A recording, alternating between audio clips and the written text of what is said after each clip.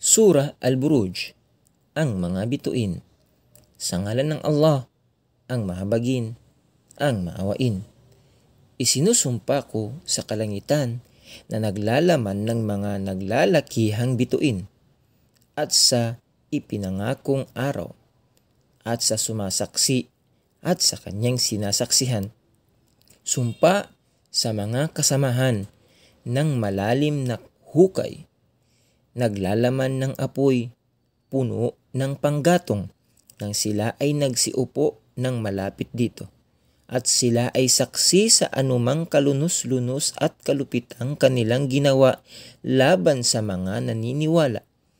At sila, mga naniniwala, ay kanilang kinasuklaman sapagkat sila'y naniwala sa Allah, ang ganap na makapangyarihan, ang kapuri-puri.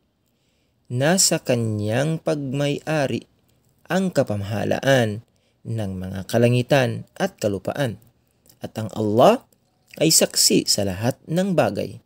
Katotohanan, yaong mga nagpahirap ng labis sa mga naniniwalang lalaki at naniniwalang babae at pagkaraan ay hindi nagsisi, sa kanila ay parusa ng impyerno at sa kanila ay parusa ng naglalagablab na apoy.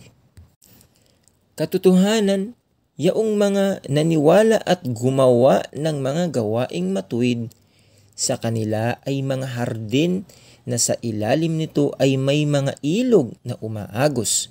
Iyan ang dakilang tagumpay. Katotohanan, ang kaparusahan ng iyong Panginoon ay tiyak na matindi.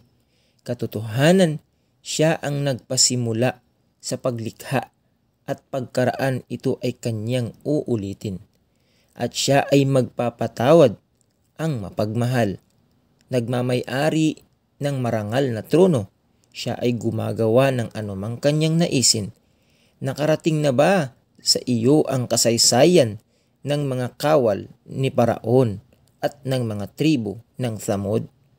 Ngunit yaong mga di naniniwala ay nasa patuloy na pagtakwil, at sila ay nasasaklawan ng Allah mula sa kanilang mga likuran.